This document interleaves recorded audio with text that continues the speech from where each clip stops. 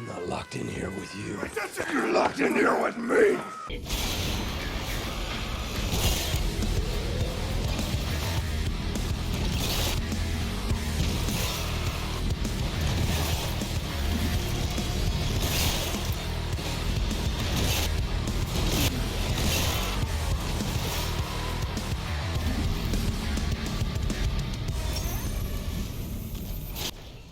So before we get started with Chapter 2, I want to elaborate on something that I touched on briefly in Chapter 1, but didn't really go into much detail or use a lot of terminology.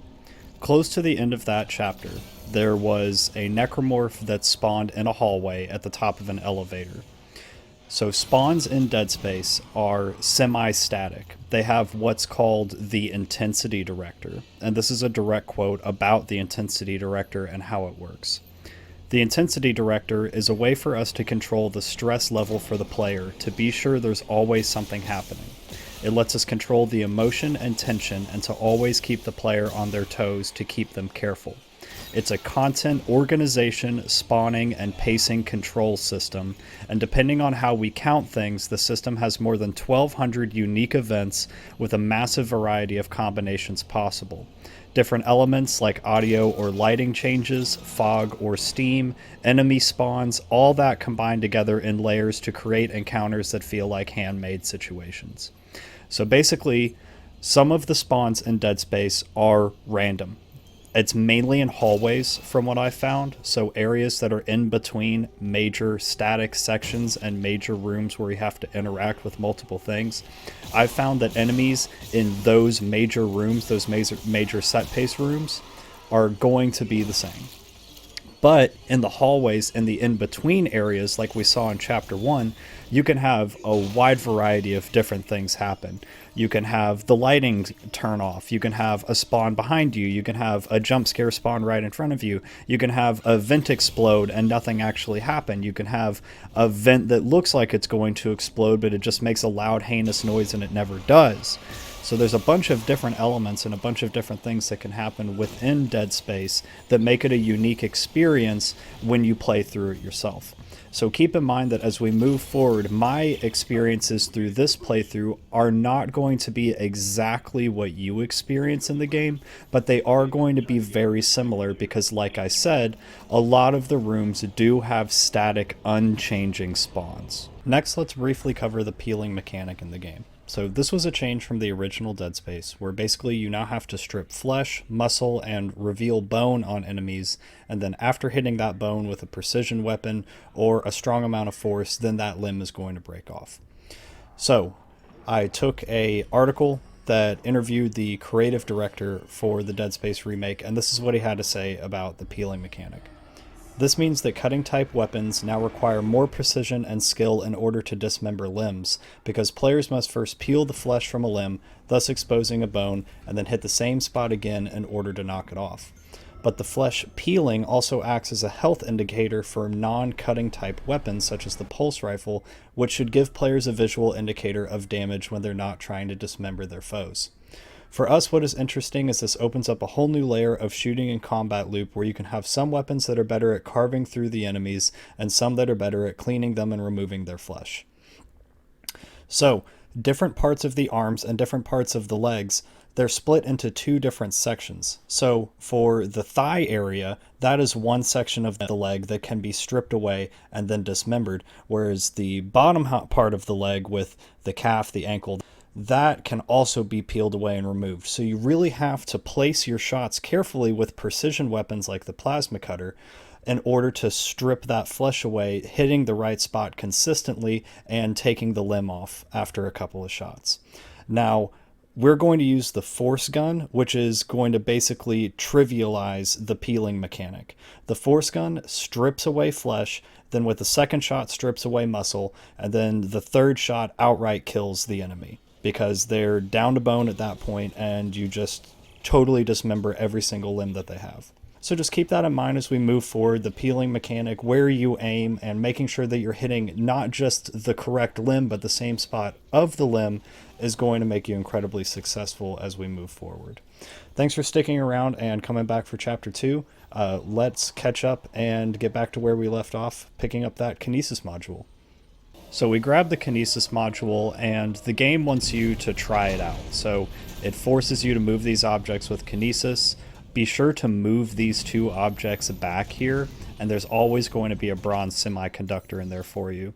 There's always that med pack up there as well that you cannot reach without Kinesis. So this room's basically telling you, hey, you can use Kinesis to grab stuff, you can use Kinesis to move stuff, but you can also use Kinesis as a weapon. Gotta hold the line. They all came back.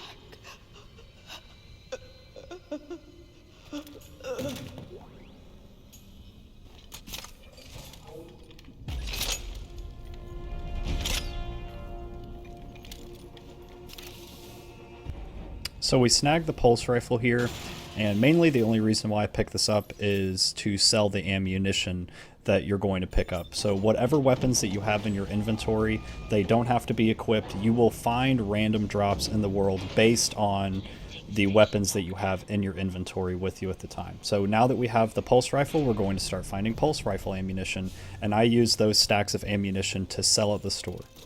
It's not as effective as it used to be. It used to be the God gun in the first Dead Space, but they changed how hit stun works. So the pulse rifle is less useful because it doesn't stun enemies as effectively now, and doesn't dismember them as well either. Isaac, have you heard from Daniels? We were attacked. She ran the other way. No, nothing. Medical's a slaughterhouse. They barricaded access to the morgue. The morgue? Yeah. But the barricade was put together in a hurry. A hydrazine tank might blow it open. Just need a detonator, like maybe a shock pad. Nicole could be through there if... Isaac, the one who attacked us. I swear to God it was Chen. But I saw him die. If they barricaded the morgue, maybe it was to keep something in. The medical deck is iconic. I love Chapter 2. I love returning here in Chapter 5. It's awesome. What we're going to do here is we're going to do a little bit of shopping. You'll see that I sell as much as I possibly can in order to get 10,000 credits to buy a node. Nodes are going to be very important, and it's important to stockpile them as much as possible during the easier chapters of the game. You're going to get drops for the plasma cutter, so you're going to restock as you go along. Get power nodes to power up not just your plasma cutter, but eventually the other weapons you choose to use throughout this run.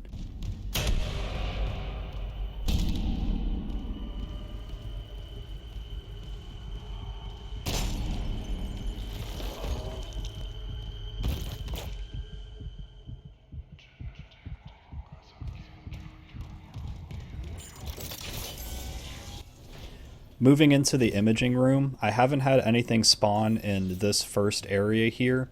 After we move this Kinesis object, I have consistently found one necromorph is going to spawn in the vent right behind the elevator. So you'll see it coming up right here, so I prepare for that by breaking a vent and grabbing a fan blade. It's always nice to have Kinesis objects on you if the intensity director decides to throw something at you, or if you know that there's going to be a static spawn coming up. So I turn over there, he spawns behind me, I take off the legs with the first blade, I use the blade of the vent that he broke through, and two-tap him. Didn't even have to fire a bullet there. So that is some great optimization to keep in mind. Also be sure to power open these doors so you can grab some extra loot. In this bench room, I've also found that after this guy does his thing, then a necromorph will spawn through the vent. So right here, you can grab the fan blade, and wow, he gives me a hard time because I was just hitting everywhere except the same part of his leg. Fire extinguishers are okay at the new skinning mechanic or stripping mechanic, I forget what they call it, but it's something that I also mentioned, and I'll have a little text box on screen like I did at the beginning when I was explaining the intensity director.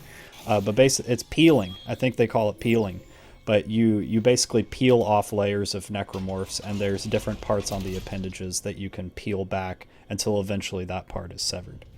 So fire extinguishers are a good way to peel off a couple of layers broadly across the necromorph, but I find that fan blades and the slasher spikes and leaper spikes are going to be a lot more consistent for you and do the damage to make the kill. Patient log retrieved. The tests on patient Harris were inconclusive. Given the reports from the colony, he's lucky to have his faculties at all. Well, a divine experience would leave an impression on anyone's mind. Perhaps. But I saw nothing divine in all that blood. The suicides. This is a revelation, Terrence. We just need more insight to translate it.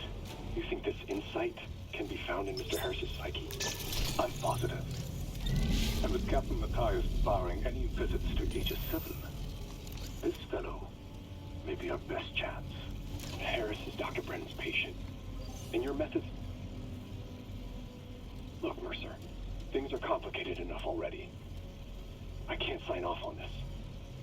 You'll do what's best, of course, but how long can we afford to wait? So we head up the elevator, and I keep one of the slasher arms on me, because you'll see that I was prepared, I was pre-aiming. There is a leaper that will consistently spawn through that vent, so you can do a lot of damage to him. I misclick and use some stasis here, but that's okay, because there is a stasis recharge right around the corner here. So I always keep an impale object on me, ideally. Explosives are the best. So the big explosive canisters, those are the best. They can one-shot a lot of morphs, followed by impale objects like fan blades and poles. Once you move that Kinesis object as well, another morph will spawn, a slasher will spawn around the corner, and he will not actually turn the corner to engage with you until you motion to move your way across this elevator here. So you see I put my toes right across the line, he sneaks around the corner, I hit him with a fire extinguisher, and then one shot in the thigh and one shot in the shoulder takes off both of those limbs, peeled him down real good, and then made it a 2-shot kill. So we're 4 in the green there. To finish that previous thought, the rankings for impale objects or Kinesis objects in general are as follows. Number 1 are the red barrels and red canisters. Those will outright kill a lot of basic necromorphs in one hit, followed by table legs and the metal poles that you can find connected to walls and connected to ceilings in a lot of chapters. Those are going to outright kill enemies in one shot as well. Next are fan blades. Fan blades will take a limb off of an enemy, but they usually will not outright kill them unless they're already injured, so they're great at finishing off enemies or initially crippling them so they're easier to deal with. Following that are going to be the limbs that you take off of necromorphs, such as slasher arms or leaper tails.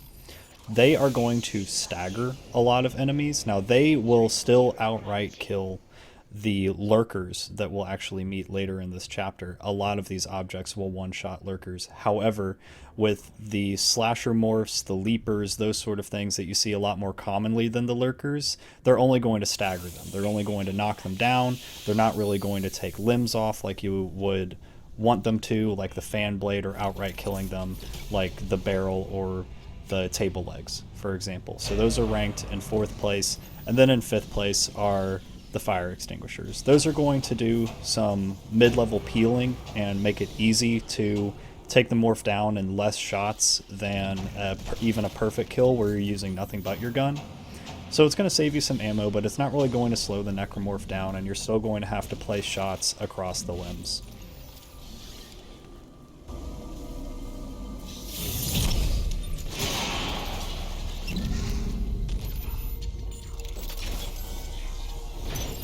Exiting zero gravity.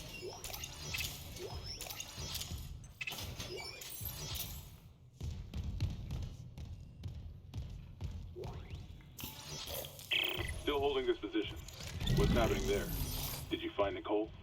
No sign of her yet. But I found some hydrazine that should work on the barricade. I just need to find a shock pad. Okay. Work fast, Isaac. Before I walked into the room with the hydrazine tank, I broke the vent that was right next to me and took the fan blade out. That is because there is consistently a leaper that spawns across the hallway. So this chapter, like the previous chapter introduced you to a lot of things, this chapter is introducing you to zero-G, to vacuums, to combat in those zero-G sections. So I prepare that fan blade to send it across the hallway and do some initial damage to that leaper.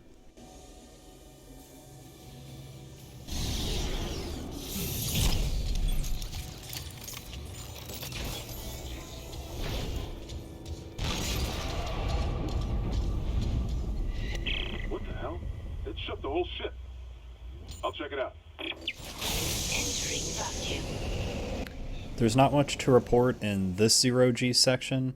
There are no threats like there are in the first game. However, as soon as you land here and go through this hallway, I take a pit stop to grab this box, but right at the top of this walkway here, there is always a leaper that comes around the corner at Mach fucking 9 trying to kill you.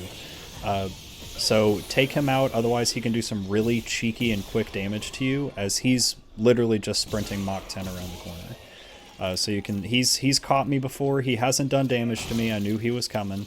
But oh boy, oh lord, he's coming. So stasis him if you have to. I'd say that it's a good idea because you'll get another stasis recharge here shortly and avoid that damage. God. Took one step out of the captain's nest and Chen, that thing. He almost got me. You okay? Zero gravity. I trapped him in a damaged escape pod. He's snarling like, this is fucked up. Hurry, Isaac.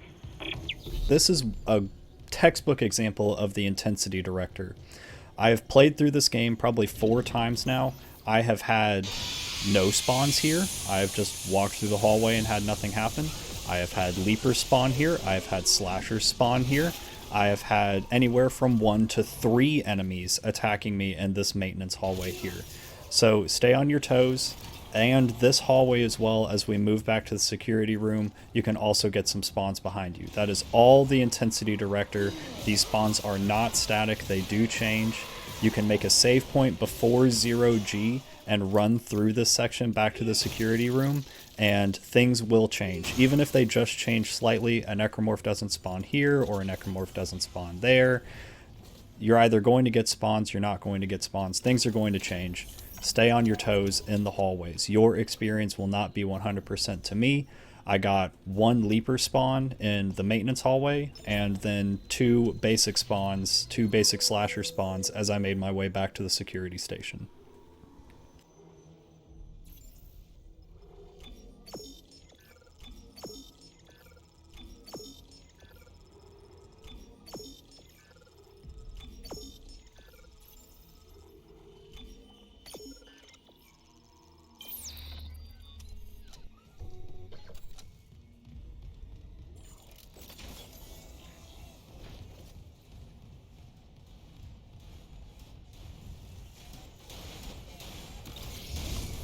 There's that stasis recharge that I mentioned, so you can be pretty liberal with your stasis uses, and you make your way here to the main lab. So the main lab here is going to be a big quarantine lockdown, so grabbing as many Kinesis objects as you can before this fight is going to be very important.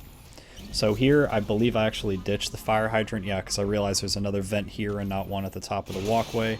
So I grab 2 vent covers, or 2 of these fan blades, these little vent blades here, and then you can see these objects. They've got the little bright light on the floor. So as soon as you make your way closer to this walkway, the quarantine is going to begin. I tactically set up those objects around me. You consistently get a spawn right behind you, so use one of the insta-kill Kinesis objects to give yourself plenty of time. I then use one of the fan blades to take the legs off of that guy. I then snipe this guy with an insta-kill pole, grab this fan blade, finish that guy off, and now you can start pulling from the necromorphs you've already killed as Kinesis objects to use in the future. So this guy spawns behind us, I grab a limb off of one of the guys I already killed, and I end up sending both of those guys back into the vent where they came from. Clear out those enemies quickly and effectively, and we turn this corner here to grab more Kinesis objects.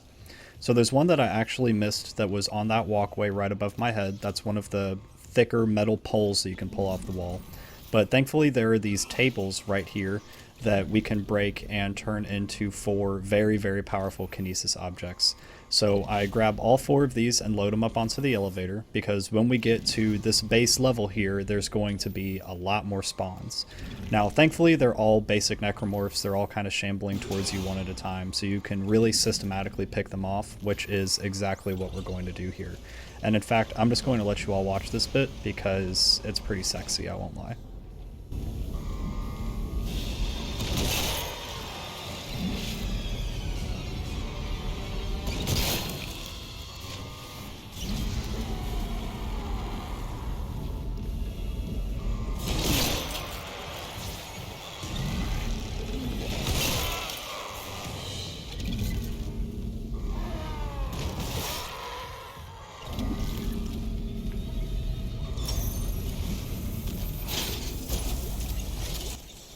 After a while of being on the Ishimura, you are not stuck with the necromorphs anymore. The necromorphs are stuck in here with you.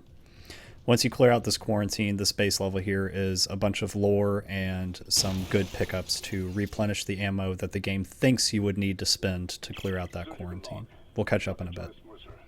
Copy to my favorite. I convinced Jurgens to show me the video feed from the colony. It's remarkable to finally see what I've sought all my life. The miners, this transformation, the divide death itself. Kain is erring on the side of caution. His faith has been shaken by these necromorphs, as he calls them. How strange. When my own faith has been so richly rewarded. With or without Kain, I must study one of these creatures. Or the next best thing. Brennan's patient, for example.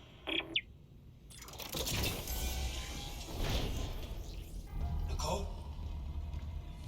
It's me. Personal log, Dr. Nicole Brennan. With medication and zero-G therapy, patient Harris is showing improvement. If this continues, there might be hope for the others on Aegis 7. However, Dr. Marshall continues to interfere. He claims Harris's delusions are religiously significant. If I have to make a complaint, I will. I'm not losing my patient over unitology bullshit. Not again. Tracking rig signal. Dr. Nicole Brennan. Rig location? Inconclusive. Manual rig tracking is available.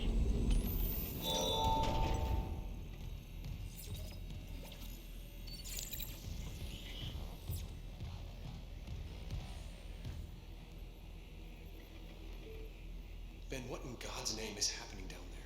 Precisely that. God's work. How can you say that? These deaths at the colony. The paranoia, the hallucinations. You wanted a scientific analysis? Cause and effect? Well, it all began after they raised the marker. What are you so worried about? The marker is divine. We know this. Look, it'll be on board tomorrow. You can study it then. Put your mind at ease. At ease? People are dying. How can that be the transformation the teachings promise? We're witnessing a new beginning, Terrence. For unitology, for humanity. Of course our faith is being tested. Everything is about to change. That's what worries me. I'm recording. See you later. Idealna muszą być aktualne. Zignorowanie tego wymogu poskutkuje wycofaniem przedziału CC na przeszczep.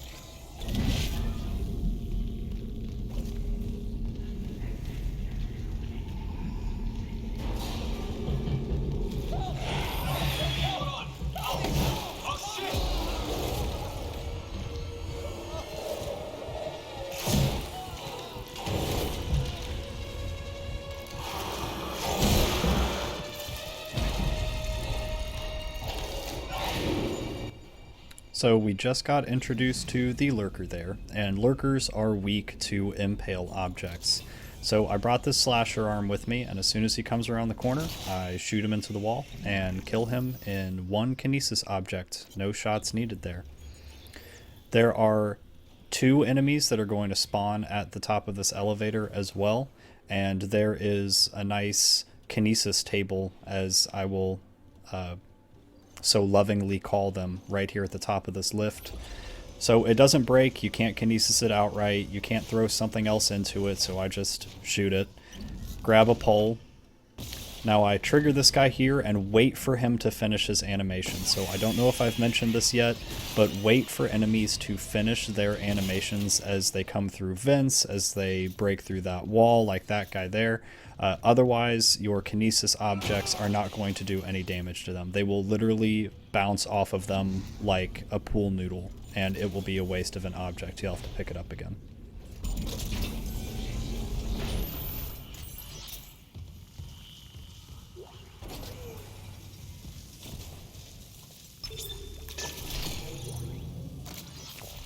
Daniels isn't answering her rig link. What's your status? I found a shock pad I can use on the barricade. I'm heading back there now. Watch the voltage on that pad. I'm not losing anyone else.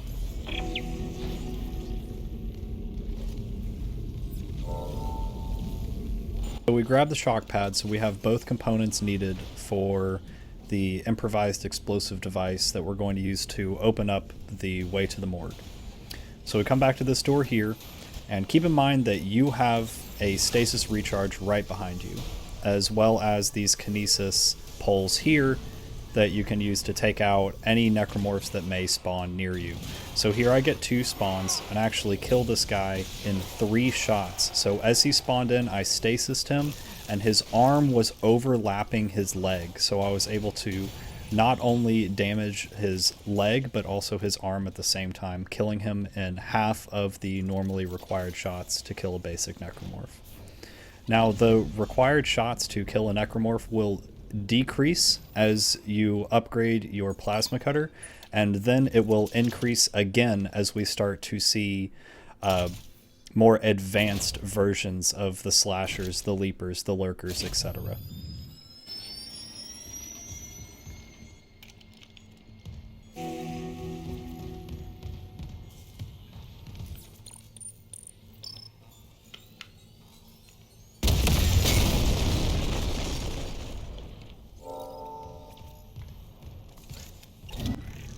There is always one spawn here heading into the morgue that drops from the ceiling after you blow open the barricade.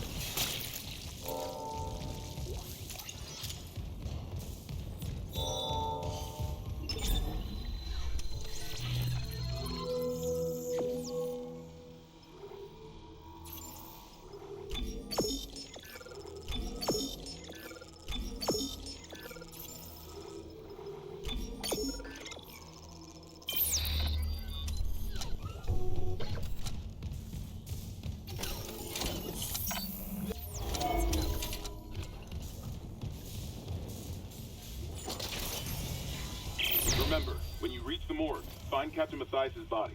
Get his rig codes, and the computer's all ours. So as we head into the emergency room, there is going to be a fight here after you remove the battery on this right side wall and start to move it over to the left side to get into the morgue where we need to go. So I like to take on this fight close to this area here by the no power door, so we set up. But there's a story moment here, so I'll be quiet. Loop and transmit to all personnel. This is Senior Medical Officer Nicole Brennan. Medical is overwhelmed. We need help. Look at his wounds. We can't handle so many trauma cases, and the command crew won't tell us what's happening. He's seizing. Shit. Maybe I have some PHP left.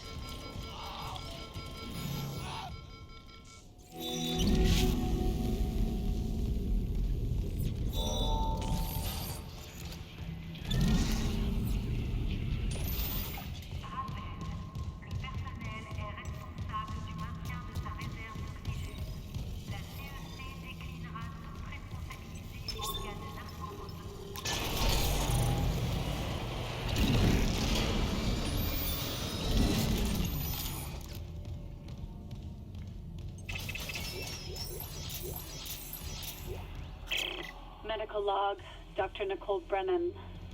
So much for being paranoid. I repurposed this room to run counseling sessions without unitologists interfering. Now it's the only place I feel safe. I recovered a limb after yesterday's attack. Genetically, it's human tissue with bizarre mutations. But it's just a sample. It's not enough to figure out a cure. I need... Wait, where's that report from engineering? Here. The engineers pulled something out of machinery. Limbs missing, torso intact. Okay. Time for a real autopsy.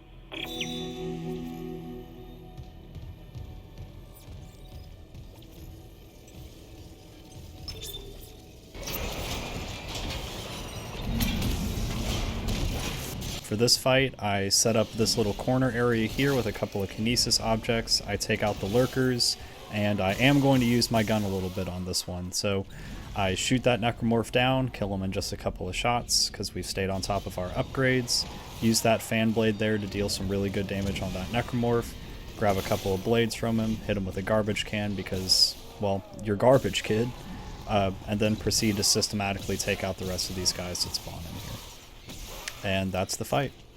I like to use the Kinesis objects immediately on the Lurkers because they can jump up on a ceiling or they can hide just out of view and they can get some cheeky shots on you while you're not paying attention to them.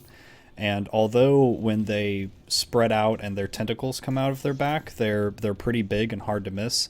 But if you're focused on a slasher that's right in front of your face, you can take some damage pretty quick without even realizing where it was and where you took damage from. I ran into that problem a lot during some 0G sections later in the game, so I'm sure you'll hear me whine and complain about that later on. Moving into the ER hallway, there's going to be a Lurker that runs around the corner and does the same kind of psych out that we saw in the first chapter with the necromorph that runs up the hallway. So this guy's going to spawn here, and he's going to run over to his right, basically avoiding you. And then as you turn this corner here, there's going to be a leaper. So you're going to have to fight the leaper and the Lurker. So I prep up with the fan blade, wait for him to finish his animation, start running towards me. Use that fan blade to take him out, grab the tail off of the leaper, and shoot it at the Lurker. And again, that is another confrontation with no shots fired. So Kinesis is your best friend.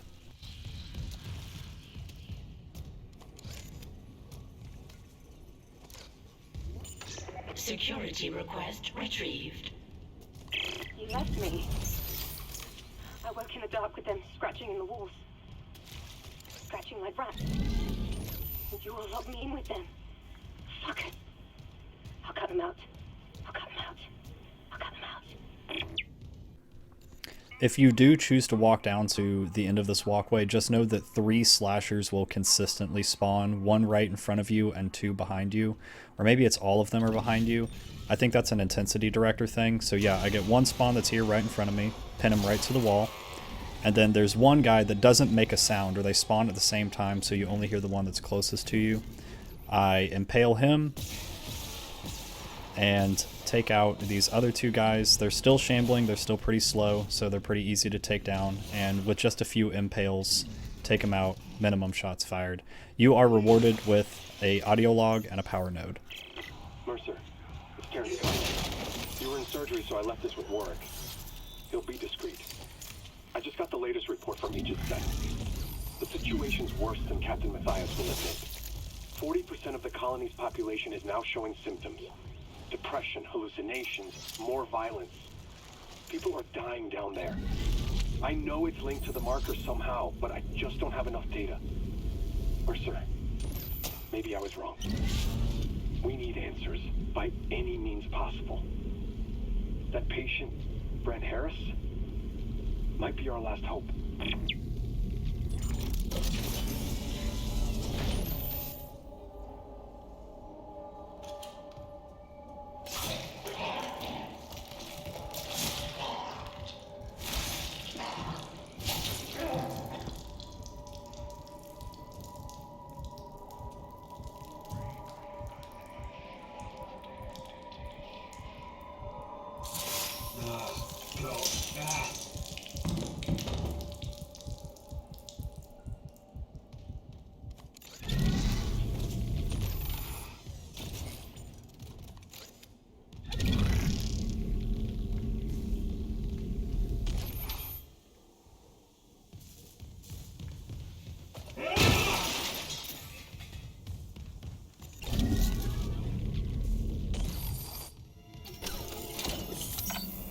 And after the hull is breached here, don't worry, there's going to be blast doors that close, so you're not going to be stuck in a vacuum.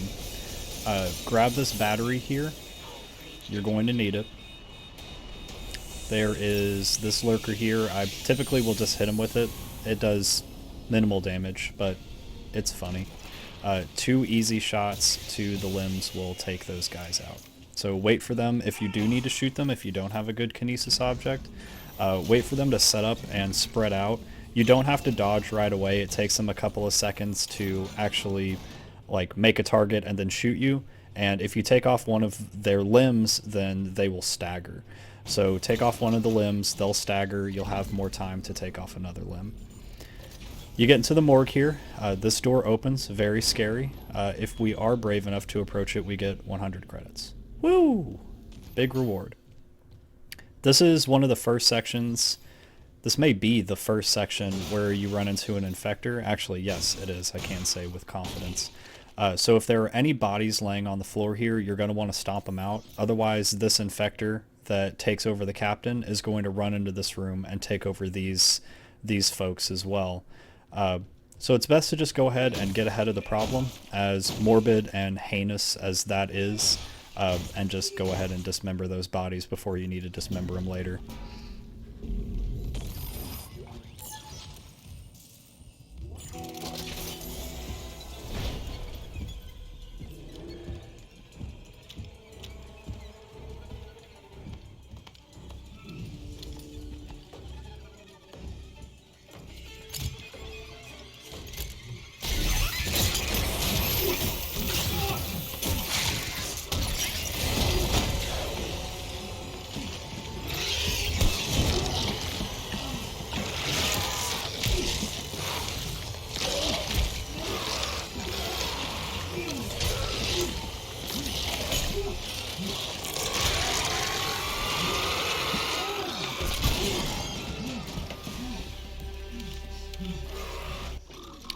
So the captain here actually is transformed into our first encounter with an enhanced necromorph. They're a little harder to take down. You have to take down the legs and both of their arms in order for them to stop. And then if you've done everything right, you can stomp out this infector here because it will come after you after seeing there are no viable bodies in the morgue room itself. Isaac, what's your status? Do you have the captain's rig? Fuck me! Ugh. Transmitting codes now. I saw it, Hammond. A flying one turned the captain's body into another one of those things. The same must have happened to Chen. God. Maybe the command computer has something. Where's Daniels when you need her? Head back to the security checkpoint. It's safer there. At least I can upgrade your clearance. Clearance confirmed.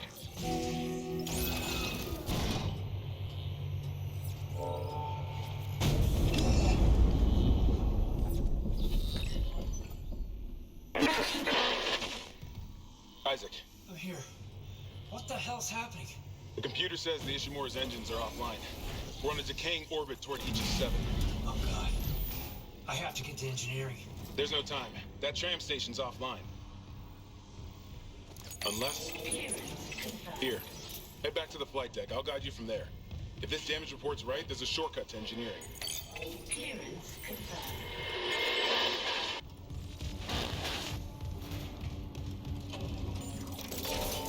Your security clearance is upgraded to 1 there, so you're now able to open up some of the lockers in that main operating area. It also gives you the opportunity to grab that power node that you couldn't earlier. Also, if you missed it in that room with the power node, make sure that you grab the plasma cutter upgrade. That one is crucial. But this chapter ends after we make it back to the hangar bay and into the hangar, and not much happens between now and then. I'm going to stick around and just see if there are any intensity directed spawns that happen. But it's pretty quiet after you get through the morgue. There may be a couple enemies here and there.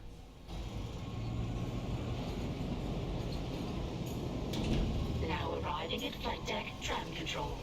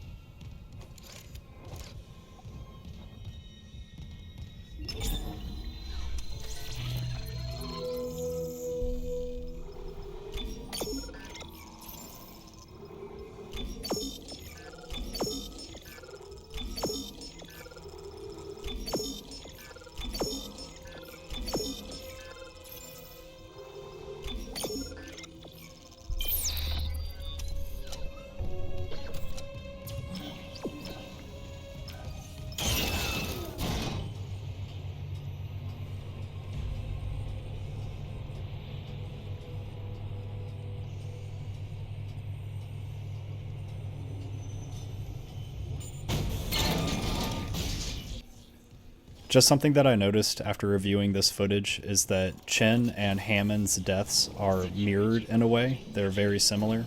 Chen is stabbed in both of his shoulders through the back, and Hammond is stabbed through both of his shoulders in the front.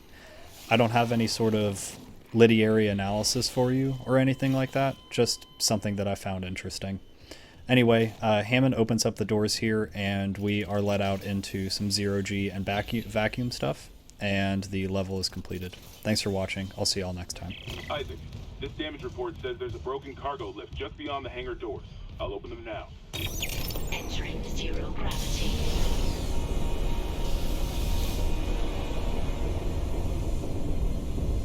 You'll need your thrusters to reach it, but that lift shaft should take you straight down to engineering.